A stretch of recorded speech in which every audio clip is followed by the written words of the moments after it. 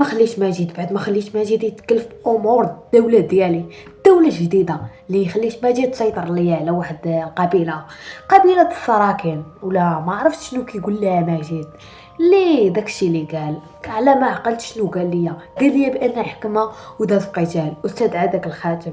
دابا انا ما عنديش الخاتم، خليته ماجد خليته في واحد الرحله استكشافيه، غنمشي نستكشف ليه واحد البلاصه هو احمد صافي حيد داك التصوب اللي كان داير علينا. دابا نقدروا نطقوا سميتو بكل هدوء.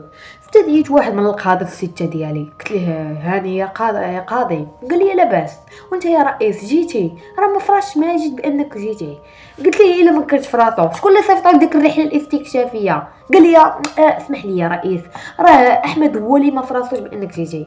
قلت لي احمد ما بيتش يعرف بانني جيت، احمد بيت داكشي بقى السر بيني انا وياك وماجد، بان الدوله حاليا تحت السيطره ديال ماجد والخاتم تحت ماجد وكل شيء دابا تحت ماجد.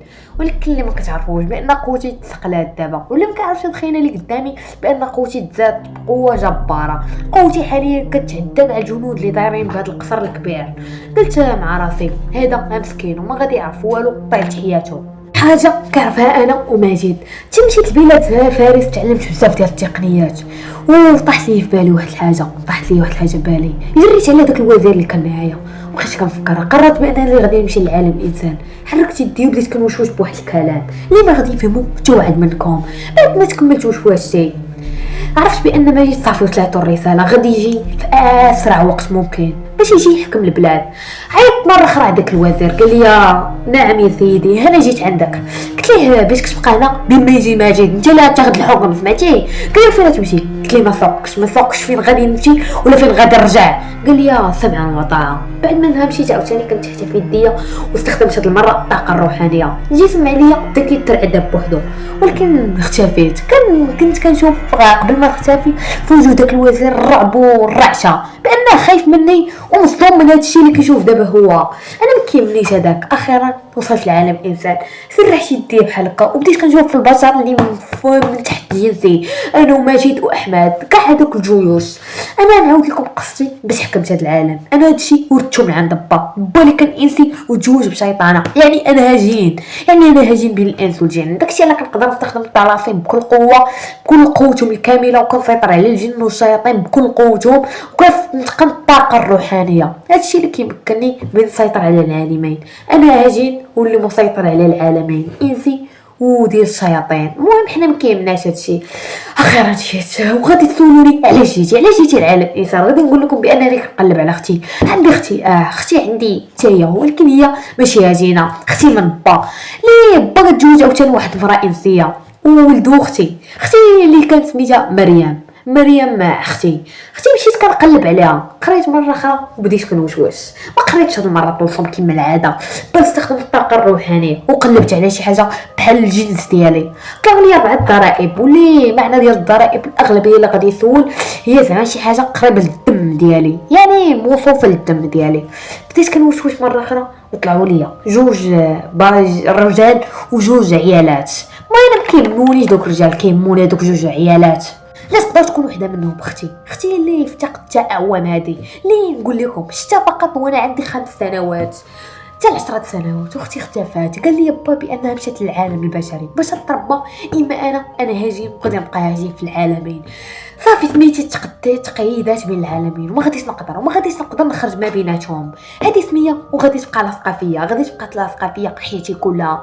انا ما كيهمنيش هادشي، كيهمني هي نقلب على اختي ونجيبها وسط عالمي غتبقى تحت قيادتي وتحت حمايتي، لان كاع المعاديين ليا غادي يعرفوا بان اختي كاينه بعد مده وغادي باينه غادي يقصدوها بتفكير منهم، غيقصدوها باش ينتقموا مني انا. ولكن اللي ما يعرفوش هما بان غادي تكون تحت الحصانه ديالي، وهادشي انا اللي كنحاول دابا نقلب عليها ونوفروا ليها. هي اللي ما عرفاتش بانني انا كنحاول وبانها غادي تعذبني حتى هي هاجينا. بديت كنواب بوحدي، كنت كنحس بعضامي كلهم كيضروني. مشيت خديت واحد لوطيل واللي ما قلت لكمش بانني استخدمت الطاقه الروحانيه باش نخلص الخينا، وهمتوا بانني انا صافي عطيت الفلوس. قلت لي راه عطيتك فلوس. غادي تقول لي هادشي اللي كدير راه مخالف للقانون. غادي نقول لكم انا فقط بالترجاح. وكون كان هو كيعرف في الطاقه الروحانيه، كون كان هو كيعرف في الطاقه الروحانيه، كون كان صافي انا وقفني عند امري ما قدرتش كاع نتلاعب به. تكيت وما حطيت راسي على المخده وقدرت العيا اللي كان فيا صافي غيب الناس ما فقت حتى لداك الصرير ديال الباف اللي كان تما كما دايره لصق ليا الباف مع التلفازه.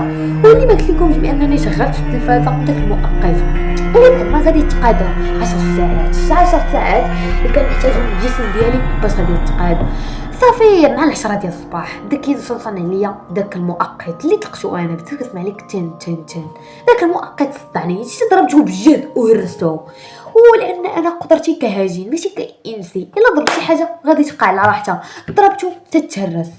ويلي مصيبه شديده وقلت خاصني نخلصو منين غادي نجيب فلوسو. ولكن تفكرت بانني مستعمل الطاقه الروحانيه علاش نخلصو غادي نوهمو غير احنا بيا عاوتاني مره اخرى غادي يقولوا لي انت كتبدل القوانين كتبدل كلشي. ولكن انا نقول لكم انا ما كنبدلش القوانين انا كنتلاعب والتلاعب واحده من صفات الهجين.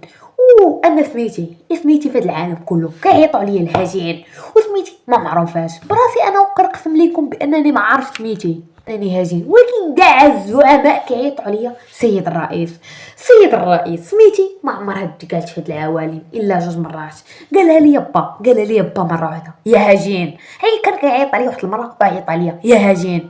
والاخر قال الرئيس الاعلى لكاع عالم الجن والشياطين. الرئيس الاعلى اللي انا براسي كنقسم لكم ما عمرني تلاقيت معاه ما كنقسمش لكم بانني ما عمرني تلاقيت معاه كنقسم لكم بانني ما كنعرف سميتو اما تلاقيت معاه بواحد المره. ولكن انا ما عقلتش على داك المره ما عقلتش كاع شنو طرا فيها ولا شنو قال لي فيها. المهم هو ان دوا معايا وقال لي بعد شي حاجه وانا ما عاقلش وقال لي خلي اختك امانه فيك امانه في راسك وفي عرقك. قلت له صافي. ولكن دابا انا جاي علاش جاي العالم البشر باش غادي نحقق الوعد اللي عطيته ليه غادي نقلب على اختي وغادي نجيبها تحت الحصانه ديالي. مشيت قلبت صافي دابا انا فاصله فقت. وهادشي اللي كنعاود لكم غير شي حاجات تفكرتها بعد ما فقت وكان كيفر عليا داك الصرير ديال داك المؤقت اللي كان طالق كان كيفر عليا راسي. فقت وتسرحت مزيان ومشيت خرجت من داك لوطيل وخرجت مشيت عند ديك جوج. مشيت لعند الاولى اللي كانت ما قريباش العرق ديالي اما الثانيه كانت قريبه. جيت عندها وقلت لها اختي لاباس؟ قالت لي يا خويا كتعرفني؟ قلت لها كنعرفك يا مريم. قالت لي كيفاش عارف سميتي؟ قلت لها انا خوك. واش فيك عاود ليك كانت بحال لي مصدومه وكاع ما متيقنه. قالت لي انا عندي خويا ولكن ما متاكداش بانك انت خويا. اش هاد الزربه خويا واش كتعرفني؟ قلت لها كنعرفك راه شحال مره غادي نقولها لك انت راكي اختي. قالت لي انا ما اخت حد انا اخت راسي وما عندي حتى خويا. قلت لها ياك يلاه ذكرتي لي بان عندك خوك. قالت لي يا خويا مات. قلت لها لا خوك ما ماتش وبلا مره راه كيعيط لي با الهجين. قالت لي ها انت ولا كان علاش ما نقولكش نتايا لقيتيها ولا سمعتيها؟ بداو الدموع ديالها كيغرغروا عينيها كيغرغروا. قالت لي انت كذاب انت ماشي كاع داكشي. قلت لها شنو داكشي اختي؟ راه انا كنقول لك الصراحه راه جاي معايا للعالم راه هادشي كله. قالت لي اقسم لي. قلت لها كنقسم لك بالله بانني انا خوك. قالت لي صافي ثقت بيك وبعدا عطيني شي دليل. قلت لها كنتي كتقراي الروايات بزاف كانوا عزيزين عليك الكتوبه ودوك الروايات اللي كنت كنجيبهم لك. قالت لي صافي يا خويا ثقت بيك صافي جيب لي دابا وديني داكشي انت اللي كتقول. قلت لها دابا انا راه لاجين وانا اللي غادي نقدر نحميك من كاع دوك الثغرات اللي كاينين وكيقلبوا عليك بينتقموا مني على الطريق واللي ما عارفينش بانني كاين. شويه بدات الارض كتزعزع وخرج لي واحد الكائن كبير دخل الجثه وراسو كبير ودنينو كابرين كانوا عليه حبوب في كامل وجهه. شفت فيه واحد الشوفه ديال الاستغراب وقلت لها هو اول عدو جابوا لي الله نيت شحال ما درينيش اجي نجربوا هادشي اللي بديت.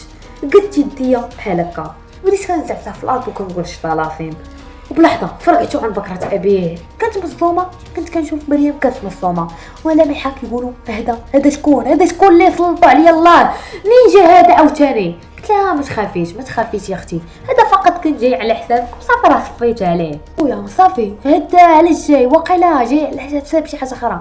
قلت لها ديك الحاجه هو ما غاديش يقدر يتنادى معايا باش يجي لها انا كاين تحت ما غادي يقدر علينا انا وياك انت ماشي هادينا ولكن انا هاجي دي اختي تفكرها بان خوك غادي يكون سند ليك.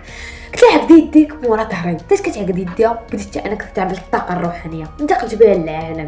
كان ماجد ديك الساعات كيحكم في دوك الدول اللي حكم. جيت عنده البيرو وقلت لي ماجد تيقت الدور بزاف.